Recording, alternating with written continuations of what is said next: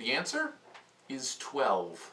The question, how many times does Kevin James fall down in the new movie, The Zookeeper? Yep, I counted. I actually tweeted sarcastically before the movie started that I bet he falls down in this movie, and then as it kept happening and happening, it blew my mind. Once every 7 minutes, he does some sort of pratfall where, he falls down and it looks like he might get hurt. But it's really funny and people laugh. Okay, here's the thing. I don't mind a little slapstick humor. Dick Van Dyke was great at it. When it's well placed, it's funny, it catches you off guard, and you can laugh because you know it's not real.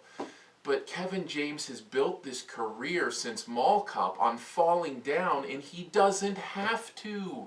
Kevin James is a funny guy. He doesn't have to resort to falling down every 7 minutes to make people laugh. But apparently it works. As far as the rest of the non-falling down part of Zookeeper, it's just not that good.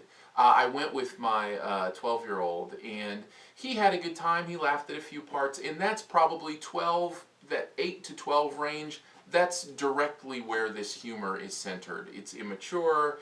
If that's your thing, you'll love it. I think at the end of the day, I'm not going to go into too much depth on this because as far as movie making goes, to look at this movie and try to judge it as a film, to judge all the score and the acting and the plot and the writing and the direction would be fruitless. It's all bad, very bad. It's awful. It's poorly done. It's disjointed. The acting is horrible. The voice acting is abysmal.